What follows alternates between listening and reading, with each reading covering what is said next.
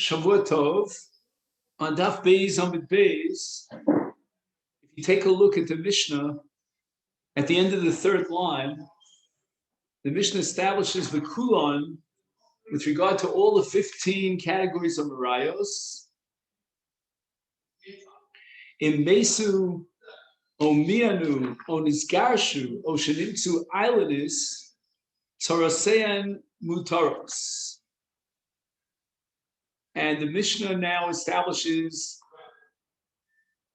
a rule of restriction that limits the halacha formulated by our Mishnah, as it's printed on Daf Beis Amud Aleph, that the erva in these 15 categories generates a ptur vis-a-vis that tzara.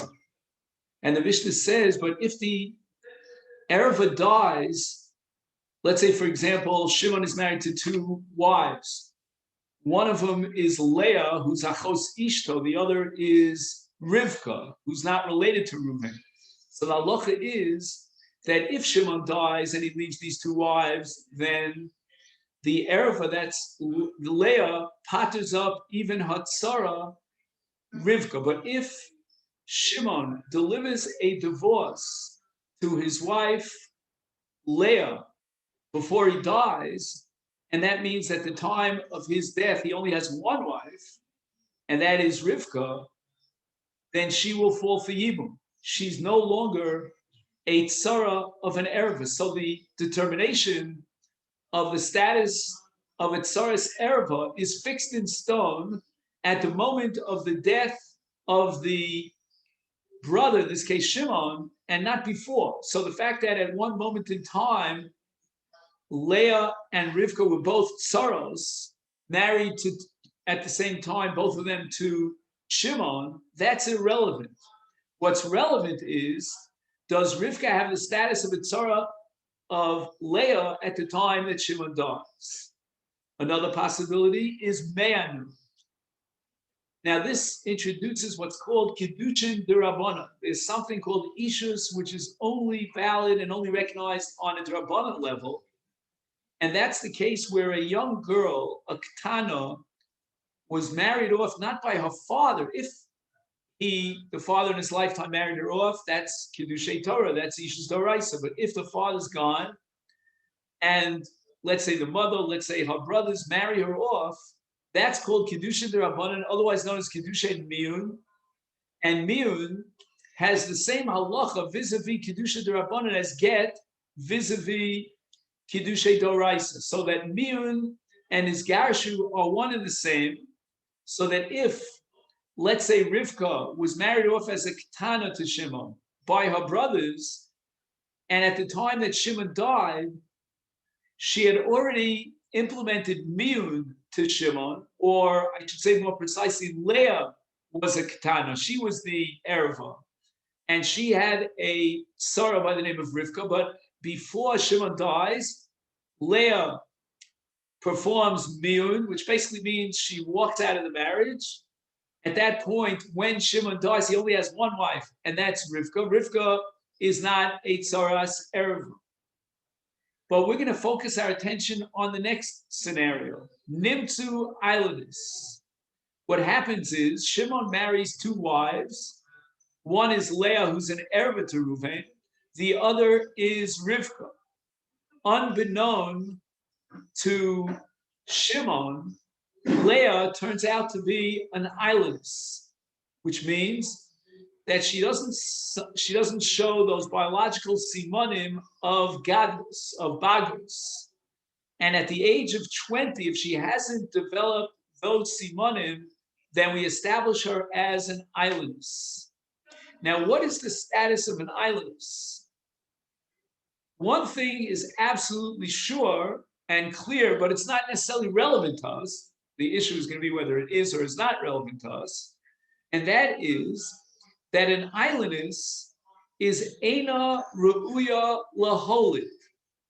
It's considered as if she doesn't have the biological facilities, the faculties that are necessary to bear a child. And the word islandess actually comes from the root Hebrew word ayal, which is a male ram, that cannot obviously give birth, and she has been determined to be like a female ayal, she cannot give birth. Now, whether or not that per se is relevant to removing yibum, that remains to be seen, because the way Rashi understands this Mishnah, the reason why the islandess is out of the picture of yibum, and therefore she does not, if she's an erva, let's call it Leah, she's an erva to Reuven, she does not impact on Shimon's tzara by the name of Rivka, is because of kiddushay ta'us, which means the following: that like any kinyan, when I enter into the kinyan, I have to have what's called das konen, das, to acquire ownership over this object. If lo and behold, it turns out that this is not the object that I bargained for. So I paid you for an automobile and it's got scratches on it. How much more so it doesn't have an engine that rides, even though I bought it secondhand. That's called mekach tos. Now, what's unique about mekach tos in the world of kinyanim is that it undermines and invalidates the kinyan limafreya, retroactively. The kinyan, in effect, never took place. So what that means is that if we apply the principle of mekach tos to Rashi, and that's going to be this Rashi Dibra Masa Kulon, then what we're going to have is a mekach tos, because unbeknown to Shimon the Makadesh, Leah was an islandess. He couldn't have known that. No one could have known that at the time that he married her. But now that we find out that she's an islandess, then it's mekach tos. Now let's understand that there are two subcategories of mekach tos. One is called zchus bitol hamekach. The other is called automatic bitol hamekach. In the first case, the buyer has rights to activate his zchus of bittul, which means that he could say, I want out of this kinyan. If he accepts the kinyan, let's say, for example, he thinks he's got a good deal on an automobile, and despite the scratches, it's still worth it for him, then it's no longer mekach tos. That's one category. There's another category of mekach tos where, for example, I sold you chitim and I delivered sa'orim. That's a different kind of mekach tos. In that case, it's automatically a mekach tos. I don't need any hafala. I don't need any activation of a zchus bittul. It's bato me'elo. Now, in the case of islanders, we don't know for sure what kind of category of mekach tos are we dealing with. If we're dealing with a category called a bittul mekach, which means that the makadesh, who's now the kona, has his zchus, he has rights to declare this is not the marriage that I bargained for, and therefore he can be mavatel the mekach, and the kedushin is batel mafreya. Then, if on the other hand the makadesh decides, despite the fact that she's an islandess, she's a wonderful girl, I want to continue to be married to her, then the marriage continues. If, on the other hand, islandess is a different entity, so to speak, this is not the same identification as a woman who can give birth and is mature, has the facilities necessary to give birth, and that means it's an automatic bittul mekach, which would fit a lot better into our Mishnah in a certain sense. The Mishnah seems to formulate an absolute unconditional rule that if, unbeknown to Shimon, Leah turns out to be an islandess, then Shimon's other wife, the tzara of Leah, namely Rivka, falls for yibum. She's not a tzara's erev, and the reason is because Shimon's marriage to Leah is null and void retroactively from the get-go. But if, on the other hand, we assume that islandess fits into a different category of mekach tos, namely zchus bittul hamekach, why does the Mishnah formulate an absolute unconditional rule? It really all depends. Let's argue that there's a 50% chance. I don't know what the percentage are, but just we'll dramatize it as 50% chance that maybe the Yavam will say, not the Yavam, I'm talking about Shimon Adai, he will say, you know what? I found out, lo and behold, she's an islandess. and I'm a kabbalah.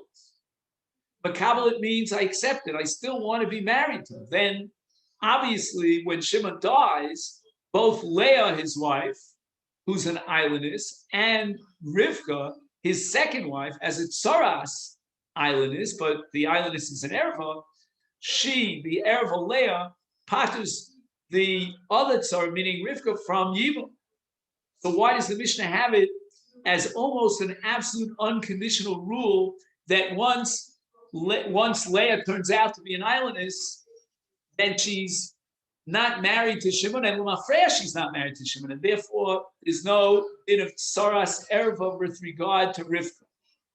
It should have been a matter of condition, and it should be contingent on whether or not Shimon in fact accepts this marriage. That's called Savar V'Kibel, or he rejects this marriage, and therefore it's Batel L'mafreya, it's retroactively not a marriage.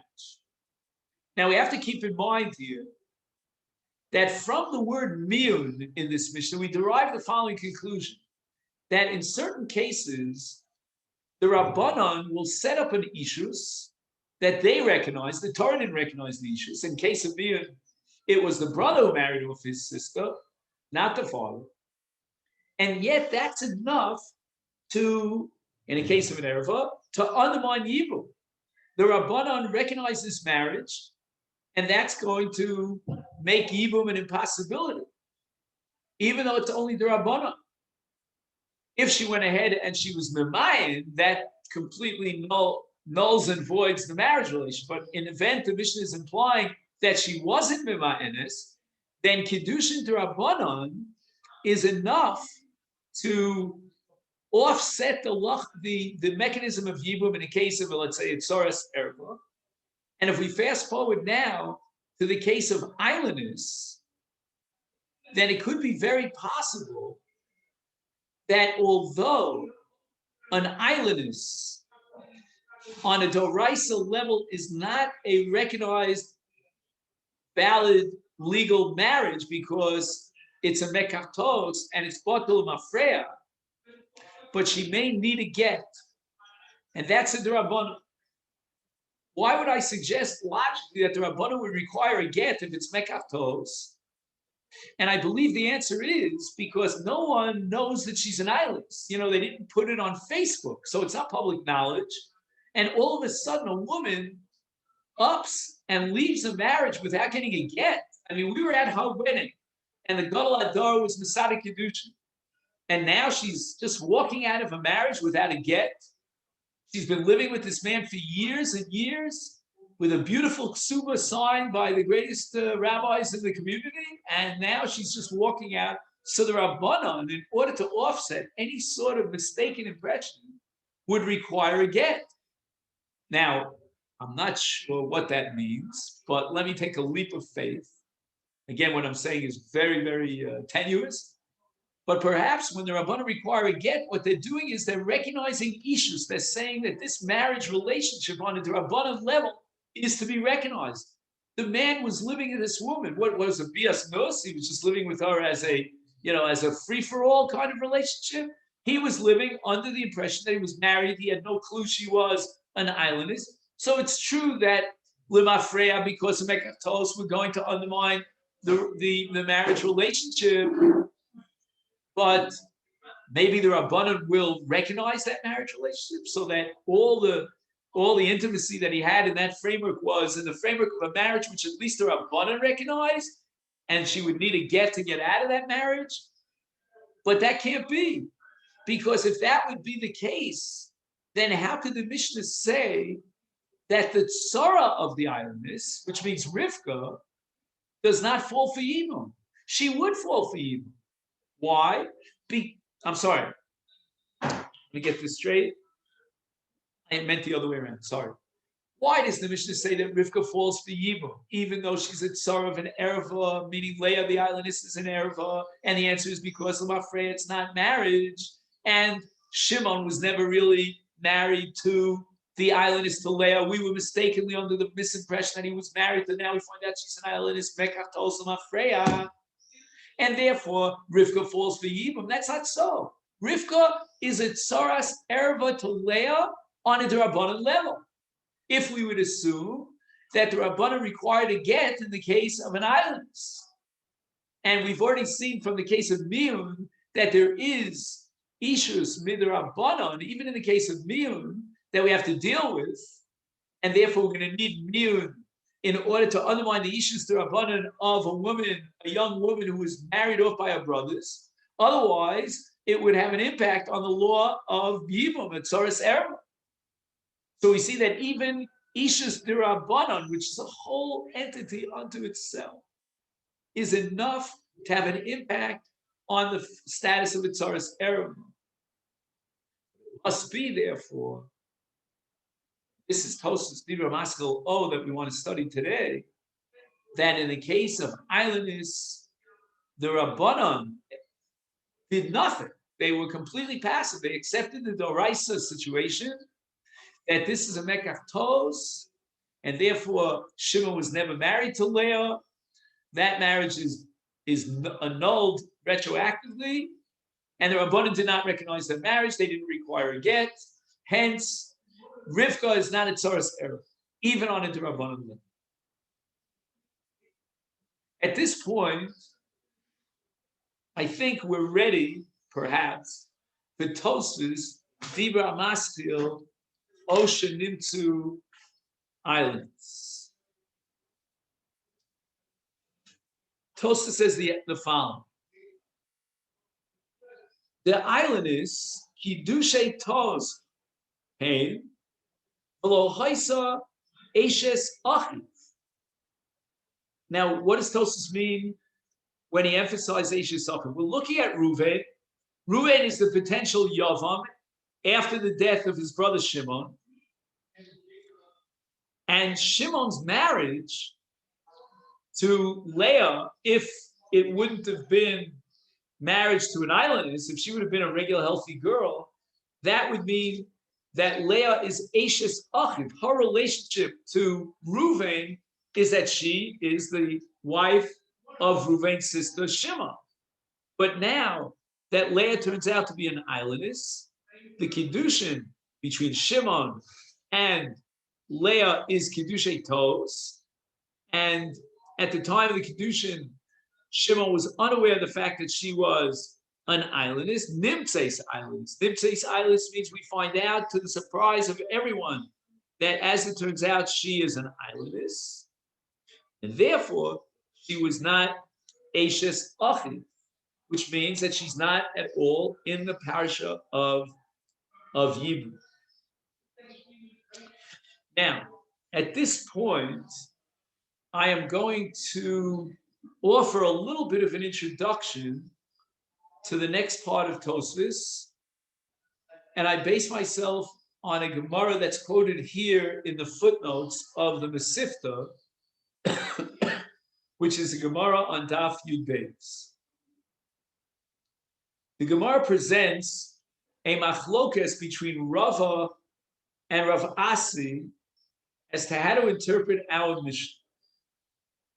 Rava says that the din of our Mishnah, that an islandess does not have any impact on Hatzara in event that the islandess is an Erva, and therefore the Hatzara Rivka is Muteres. That applies even if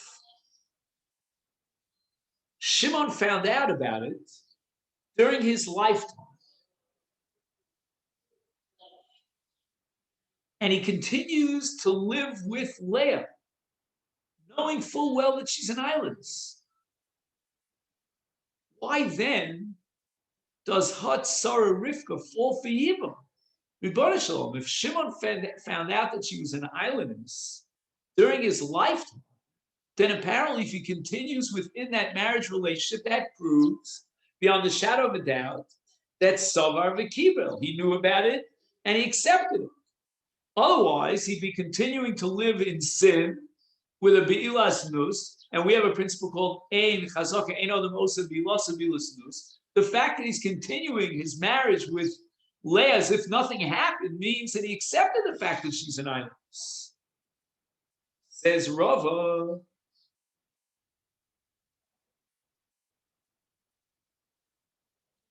Avon the island is he.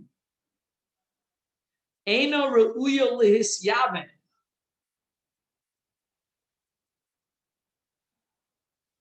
V'nechsheves eishes achiv shelo b'makom mitzvah.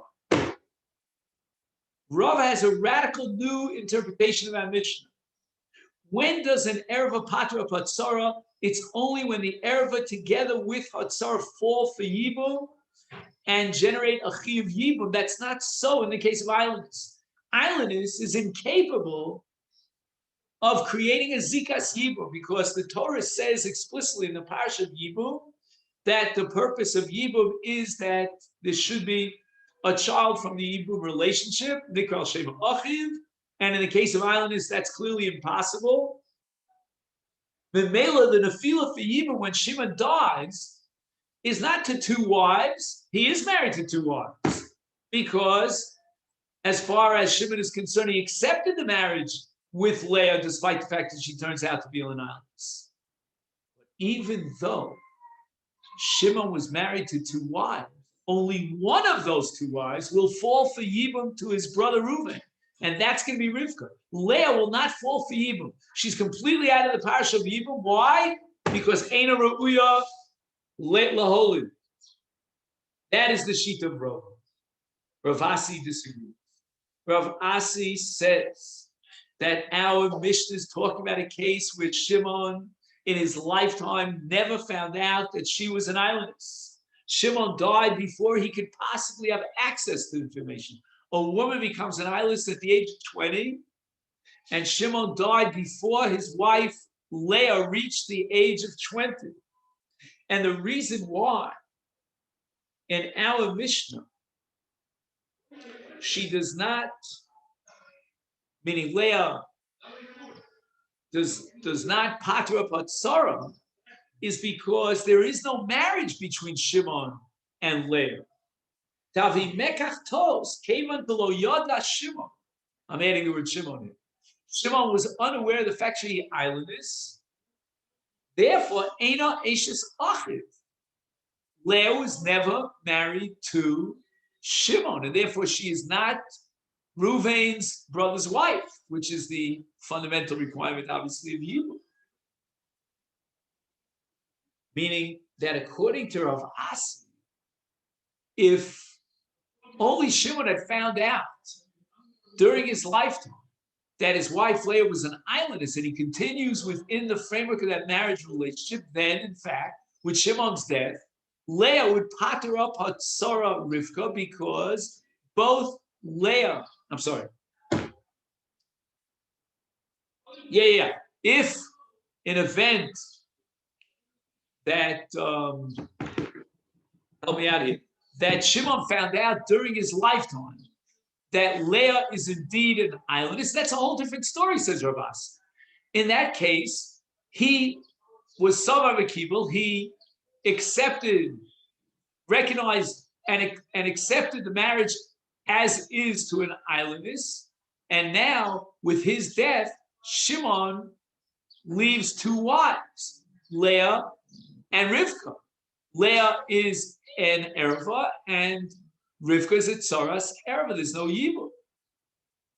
But when does that Mishnah say that Rivka does fall for yibum, and she does not have the status of a tsaras erva? That's because Shimon did not know about it during his lifetime, and therefore we assume, okay, that's the key word here that has to be analyzed. We assume that had Shimon known about it, he would say, I'm out of here. I never married this woman. My conditions to the marriage was that she's not an islandess, and she turns out to be an islandess. Now let's go back to our Tosfos. Look at the words of Tosfos and ask yourself the question: can I prove from the way that Tosfos verbalizes his explanation about Gemara whether he accepts Rava or Rav Asi? Let's look at it. He says the island is Kiddushay Toshe. Clearly reflecting the Shita of Rav Asi. Does everybody see that? According to Rava, What do you mean to say mekach tos? How do you know it's a mekach tos? The Mishnah is talking about a case where Shimon knew very well during his lifetime, as fate, as destiny would turn out to, that Leah was an islandess, and yet, despite that fact, that very sad fact, Shimon continued his relationship, his marriage with Leah. Sovar V'kira. You'll ask me, then why does the Mishnah say that's our and mutaros? The answer is because Leah doesn't fall for evil. Why doesn't Leah fall for evil? Because she's not really holy. Tosfos, by explicitly formulating his interpretation of the Gemara in terms of mekach tos, is accepting the Shita of Ravas. And there's a long discussion here in the Rishonim, the Achronim. Why would Tosfos do such a thing? Apparently, we paskin like Rav against Ravas. So it's very odd that Tosfos, without even blinking, interprets our Mishnah according to Rav As, and we're dealing with mekach tos.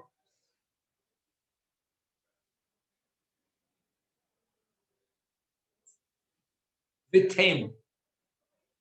Now we're ready for Tosfos' kasha from a sugya later on Daf Samach Aleph.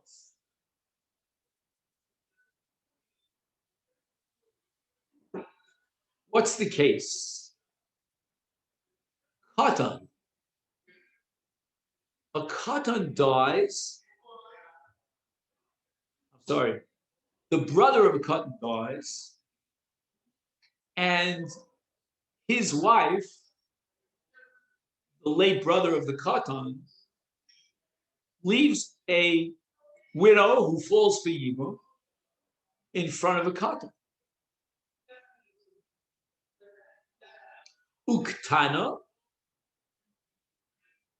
or let's say Shimon married a ketana, and her father had married her off to Shimon. That's Kedushei Torah.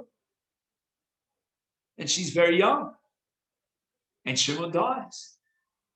He falls for evil in front of Reuven. And the Gemara says later on that lo cholzin below miyam, that there's no chalitza, there's no yibum. Why is it so? I mean, you can't say that Hannah was not married to Reuven's brother Shimon. I mean, the Torah says that we recognize such a marriage because her father married her off. So the Gemara explains, Tana, the reason why there's no yibum in the case of a Ketana is Shema Timtza Islands. She is now 10 years old. It could be that she's an iris. We won't know that for another 10 years. But it definitely is a possibility. Now the Torah says, Asher Teled, who is a Yevamot that falls for Yibum? A woman who's capable of giving birth. This Kana might be possibly an islandess incapable of giving birth. We won't know that for another decade. But therefore, since now she's a Ketana, he cannot be miyabim her because he's facing a suffix situation. If she's a girl of 12 years old and up, we know that she has simoni bagrus, then there's vadai yibum. But in the case of a girl who's only 10 or 11, there's no vadai yibum. She may turn out to be an islandess. If she's an islandess, then there's no yibum because of the pasuk Asher Teled. And if there's no yibum, she's Ashes Ach. She was the wife, by virtue of her father marrying her off to Shimon, of Reuven's brother Shimon. So the Gemara establishes that in the case of a Ketana, there's no possibility of yibum. Not that the Ketana shouldn't fall for yibum.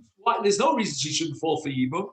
She is married, or was married, I should say, to the late Shimon, the brother of Reuven. She should fall for Yibum to Reuven, but we can't allow that because we're in a suffix situation. Maybe, perhaps she would be, we'll only find out later on, but she's an islandess. And if that be the case, this is what you call Eishes Achiv Shelo b'Malkom Mitzvah. There's no mitzvah of Yibum, and therefore there's no matir on the erev of Eishes Achiv.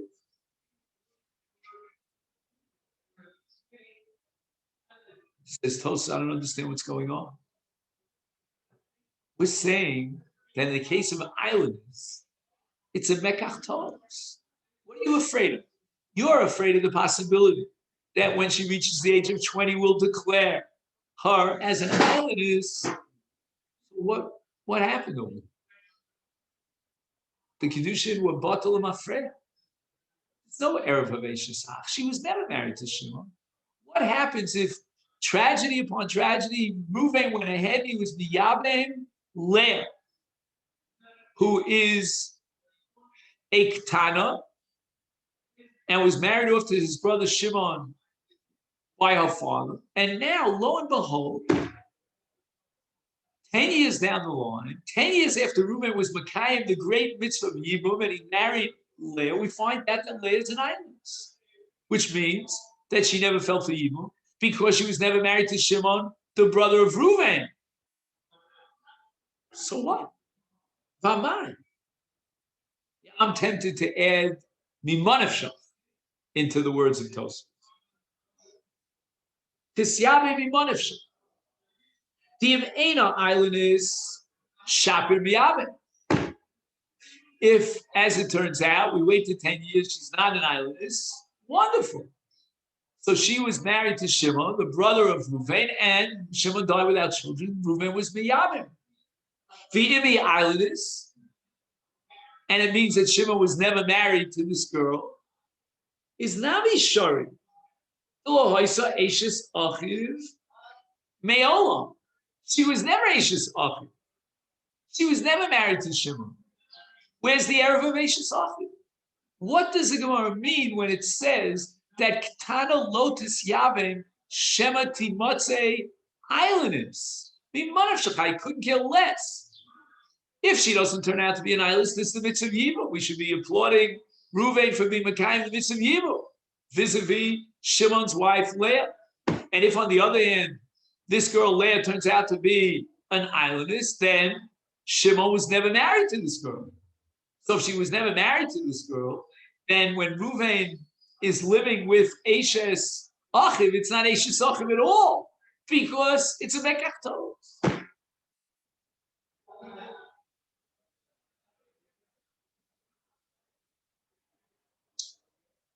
You know, part of me says, quit while you're ahead. I am enjoying this toast so much.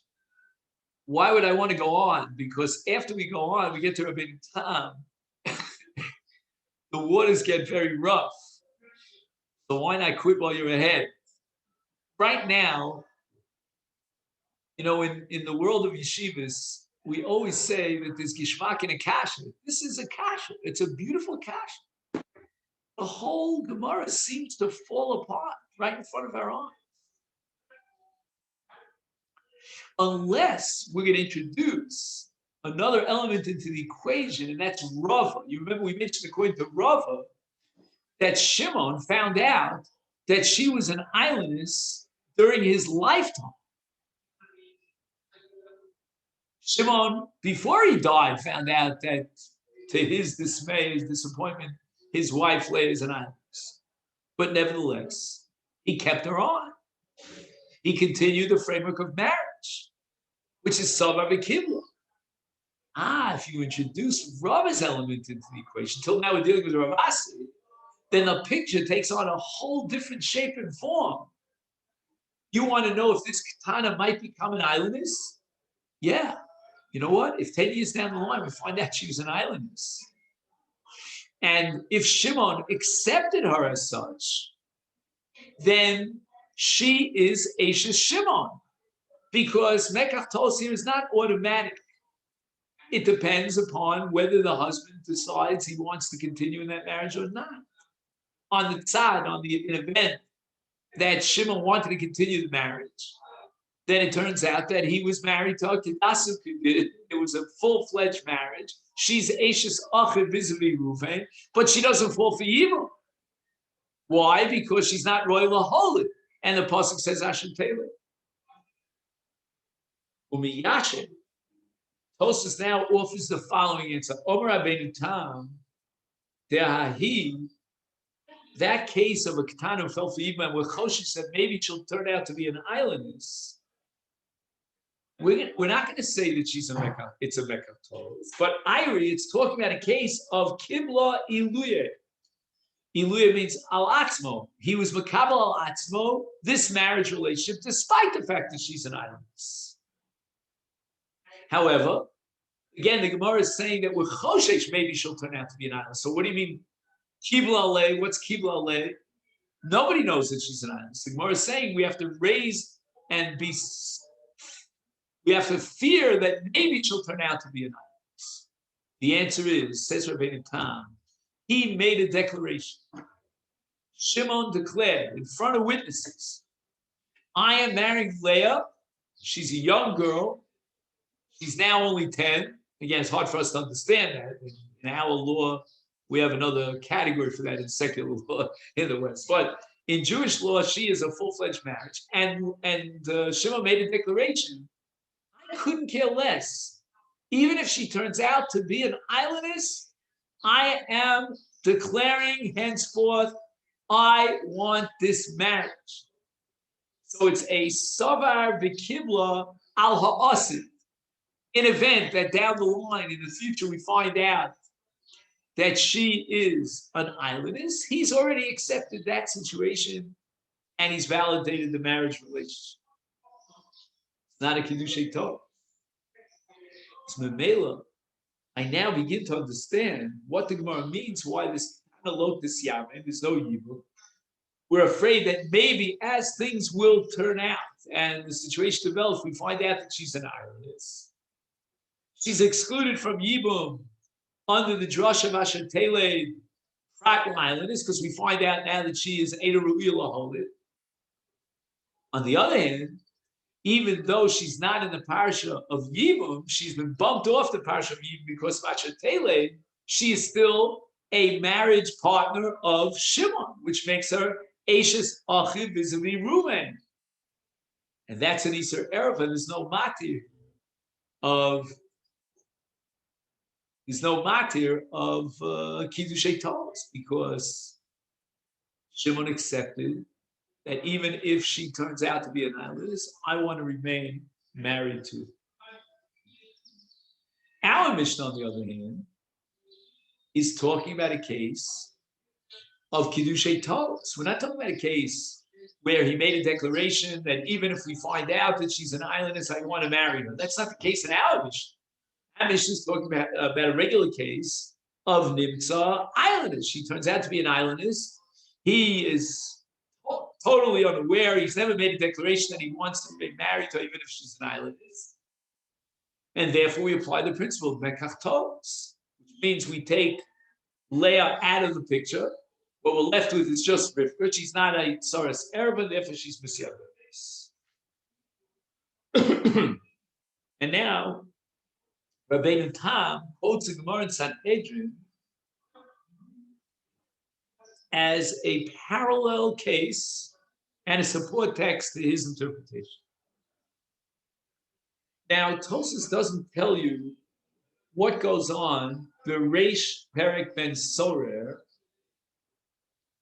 at the beginning of a Perek at the end of Sanhedrin on Daf Samach Tesem Big.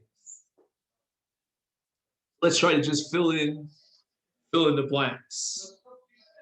The Gemara says that if a girl is beyond her third birthday, she's what's called Shalosh Shanim V'Yom Echad, and we know that there are three methods in which you could be Mekadesh and Isha. One of them is Bia.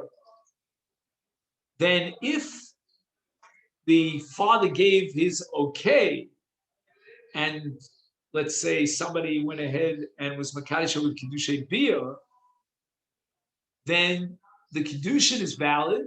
She's an Eshes Ish Doraisa because she is Ru'uyah Bia from the age of 3 and up. And now, if somebody were to have a relationship with her, he'd be Chayav Mishum Eshes Ish. So the Gemara says, how can we kill a person and implement capital punishment based on the assumption that she's an Eshes Ish? Maybe she'll turn out to be an islandess. If she turns out to be an islandess, she's not an Eshes Ish, and you now put a person to death for having a relationship with a woman who's not an Eshes Ish.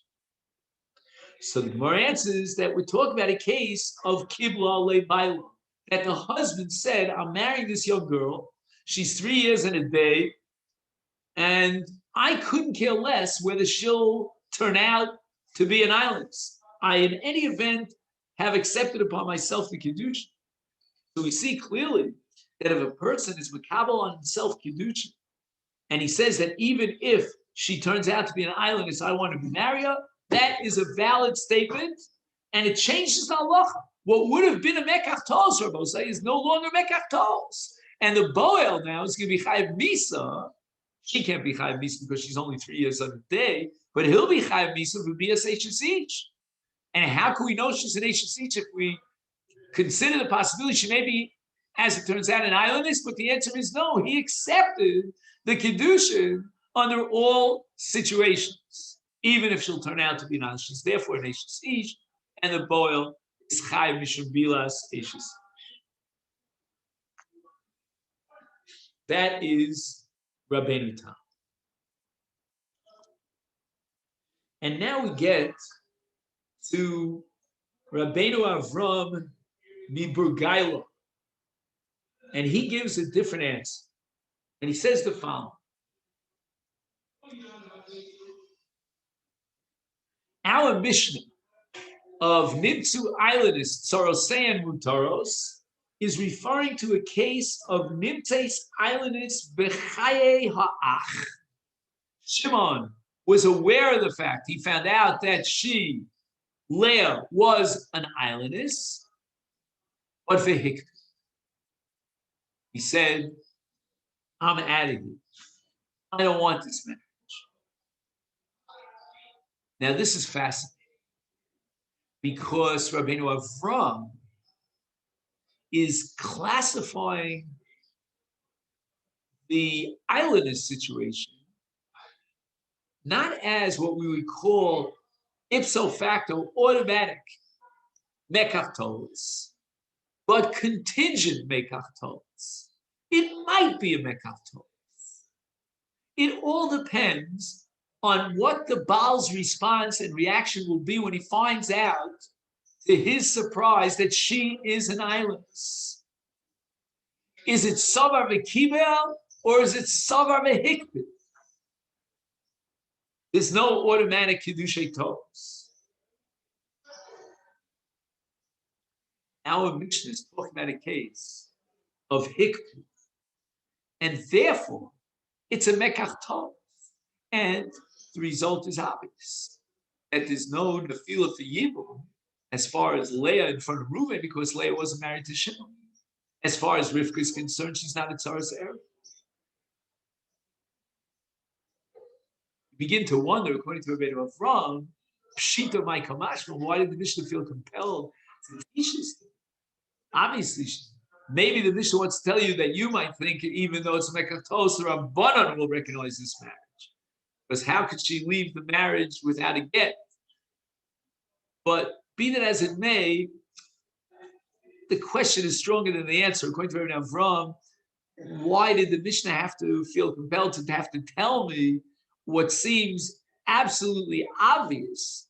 The man gets up and he says, I'm makpid. I'm out of here. I don't want this marriage.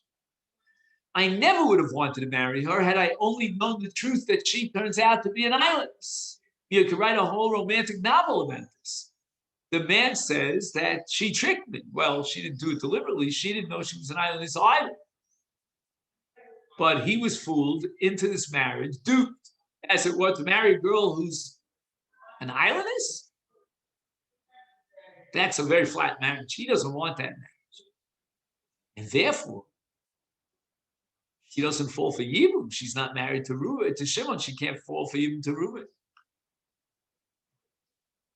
But perhaps the chidush here is in the opposite case. Not the case where the Baal declares that he's mocked. Avo, this haloch l'diktana einu misyabemes, and we said, based on the sugya, that if she falls for Yibum and she's a ketana, we have to avoid Yibum because we're afraid maybe she'll turn out to be an islandess.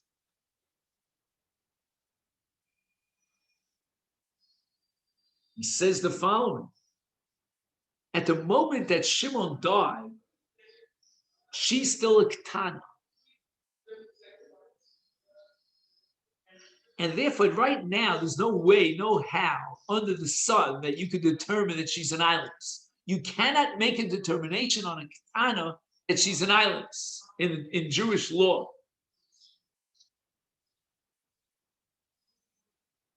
Now, later on, when she matures and is older, now she turns out to be an islandess. Is li'achar misas haba. That process, as she matures, and we could determine that she's in fact an islandess, that happened after the husband was already gone. So again, what does nimtzeis islandess mean? Li'achar mosa, not nimtzeis ach, nimtzeis islandess b'chai, but li'achar misa. Shimon's dead, and now she turns out we can establish her as an islandess. Therefore, Dilma, since we're talking about a case that we only found out that she was an islandess after Shimon died, we always have to ask the following question: Dilma, im haya kayom, lo haya maktu. We said now that islandess is not automatically a mekatos. It gives the Baal the right to declare, I don't want this marriage. On the other hand, he may declare, I'm happy with this marriage. It's okay. But in a case where she was a ketana and she turns out to be an islandess after Shimon dies, then we have to raise the possibility that Shimon would say, I'm happy. I'm in, count me in, as we say. You know, when you divvy up the deck, count me in. I am married to this woman. Can you predict what he would have declared on that very dismal day when they found out that she's an islandess? We can't know. Now, if he would have lived, if we can wake him up and resurrect him from the dead, and he would say, this is my beloved wife, I want to remain married to her, then we begin to understand what the issue is here of Yibum, because he's married to her, and she's an erva to Reuven, and Rivka is a Tsaras erva to Reuven. So again, we now have two sugyas according to Rabbeinu Avraham. We've got our sugya Mishnah, and now we have the sugya later on of Daf Samach Aleph Amid Beis Ketana Lo Eino Misyabemis Shema Yimtza Timtza Islands. Our Mishnah is talking about a case of what? He found out that she was an islandess during his lifetime, and he said, Ad Khan. He bangs on the table and he says, this really irritates me. This is not what I bargained for. In that case, this is Kedushay Tos. Shimon was never married to this Leah, who's an islandess, and Shimon never accepted her as an islandess, therefore Kedushay Toes. And Rivka is the only act in town. She's the only married partner who falls for even when Shimon dies. She's not a Tzoras Erev. However, the Sugya Daf Samach Aleph of Ktana Eina Misya Bemes is talking about a case where during his lifetime, Shimon never found out that she was an islandess. That determination was made after Shimon's death. Therefore, we have to ask ourselves, what would Shimon have? What would be Shimon's reaction had he found out that she was an islandess?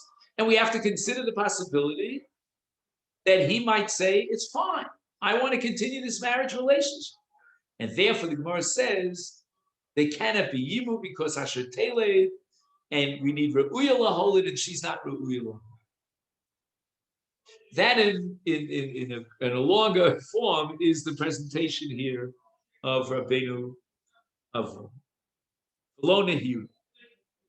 And Tosas now rejects Rabbeinu Avram. Tosas believes that if a man dies and subsequent to his death, posthumously, we find out, we determine that his wife was an islandess, we don't have to start clearing back and forth and second guessing what he would have said and done if he knew during his lifetime. We have to assume it's Kedushay Tos. And I'll prove it to you. The Behedja Ktoni Tosefta. And this Tosefta is a brisa that embellishes our Mishnah. It's an addendum to our Mishnah of Nimtzeis Islandis Torasei Mutaros. The Nimtzu Islandis, Bein Bechaya Baal, Bein Liachar Misa. Now again, if it's Bechaya Baal, he banged on the table, he says, "I'm out of here. I don't want this marriage relationship." But now the Brisa says, even Liachar Misa. What do you mean Liachar Misa? Maybe he would have accepted this marriage had he found out about it during his lifetime.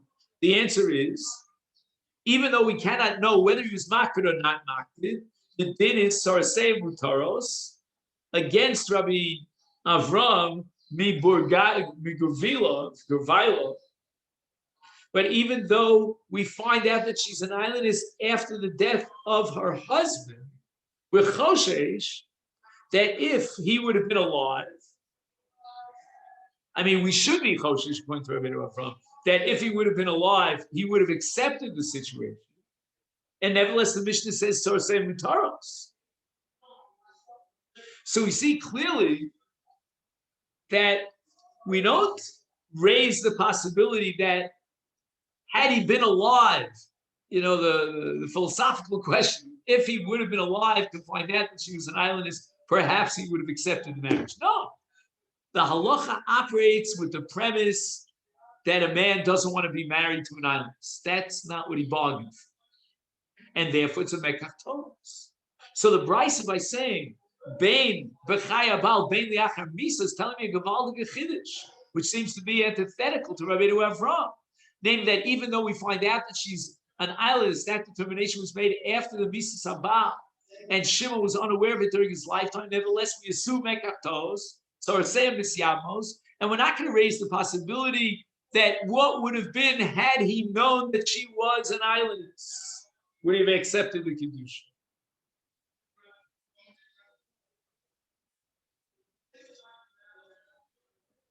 Now, again, what we have to say is that this Tosefta clearly, in the Machlokas Shin Rav and Rav Asi, reflects the Shita Rav Asi. Rav Asi was the one who said that our Mishnah is based upon mekach tolos. And now we could declare, well, would that mekach tolos apply only if he knew about it and he found out about it during his lifetime, Shimon, or even if he didn't know about it until he was dead and buried in the ground, and then we found out that she was an islandess? Says the Tosefta, it doesn't matter one iota. In both cases, even if Shimon was unaware of the fact that she's an islandess, we're going to apply the principle of mekach tolos. And that's the way Rav Asi on Daf Yud Beis that we mentioned earlier understood the Svar of our mission of Tzoras Island is Muteres. It's a Mekach Tos. And our mission is talking about a case of Lo Hikr Babayla. He did not know that she was an islandess until after Misa. That's when we declared that she was an islandess. And that's the finish of this Tosefta. That even though we find out that she's an islandess, and maybe he would have accepted it. No, that whole issue of maybe he accepted it or would have accepted it or did accept it is totally irrelevant. It's pure, straightforward mekachtos. No hinges attached. No strings attached. Now let's go back to Rava for a moment. Rava holds that the din of admission is talking about a case of Bikirchi islandess, and he was maskim to the Kedushin. And if that be the case, then by accepting the Kedushin, he validates the Kedushin. And the reason why there's no Yibum and there's no Sarseyan, as the Tsars Erva, is Ein and Ofels Yibum, is because according to Shitas Rava, since she's al Asher lo Teleba, right? Teleba lafuke lo Teleba, then she's not in the Nefila for Yibum. If she's not in the Nefila for Yibum, she cannot pater her Sarah as it's her error.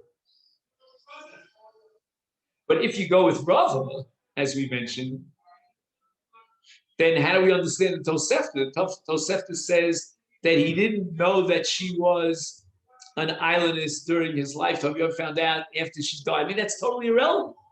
There's only one element here that's relevant, and that is that she's in a royal lahol.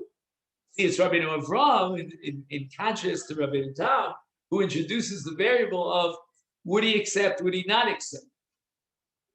And therefore, the Tosefta is being machadish that we, in a case where we didn't know during his lifetime, and she is assumed to be in the parasha Mekachtos, and there was never a marriage, and we're not going to declare back and forth, well, let's investigate what would he have done and said if he would have known that she was an islandess during his lifetime.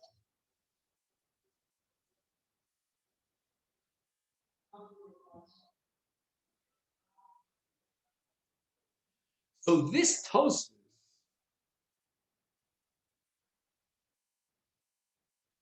is operating with Rav Asi. Let me go over the mathematics one more time.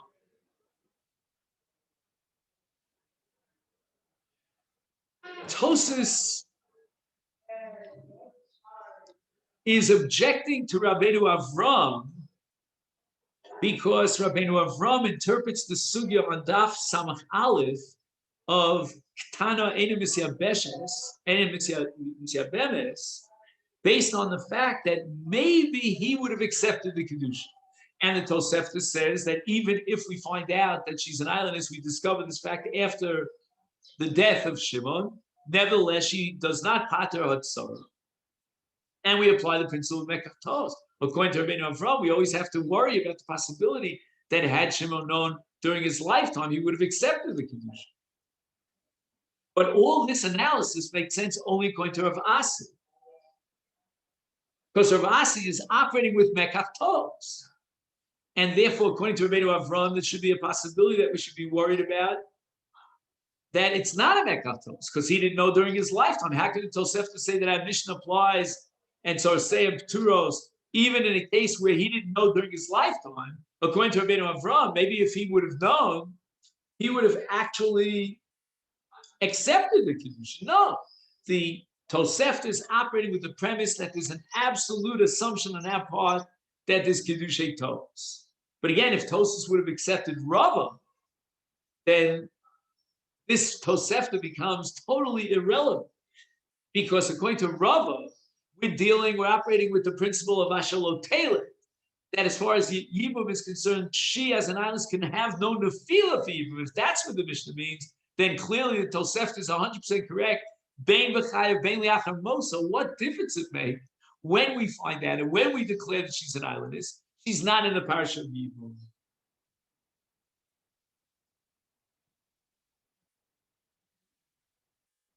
Ubegemara, Afaresh Be'ezer Hashem, the Leman de Shari Tsaras Bito Islandus, Afilu Hikerba, my Chidush Ishmianu, the Tosefta Ben Michaim, Ubein Mimisa. Now, at this point, Tosus refers to a sugya of Tsaras Bito, which I'm not sure if we'll get to tomorrow, but Mirza Hashem B'lineta will get to it pretty soon. Let's just make a note of where we got. You'll see in Tosus, he says, V'im Toma. The Hacha Mashma, the island is low boy get. And this is what I call Roman numeral number 2 in this Tosus. You remember, as we began the Tosus, I pointed out that Tosus, and our Mishnah for that matter, seems to be assuming that in a case of an islandess, she simply walked out of the marriage because of Mekatos. The Rabbanan are not going to be inhibited about a woman who was married for all these years with, the Masechet Kedusha was the Gadol Adar, and now she's walking out without a get. The Rabbanan are not concerned with that. They leave well enough alone. The Torah calls this Mekatos. That's what it is. The Rabbanan are not going to come up with a chiyuv of Gerish. Because if you would prove to me, and that's the subject of the next half of Tosus, that even in the case of islanders, which the Torah classifies the Mekatos, nevertheless she needs a get midrabanan, that's going to change the entire picture as far as Yibum is concerned. Because once the Rabbanan validate the Kiddushin, that's going to have a ripple effect as far as Yibum is concerned. If she's an Erva, she won't fall for Yibum. If she's not an Erva, she will fall for Yibum based on Ishus D'Rabbanan. And the status of the Tzara now, in event that this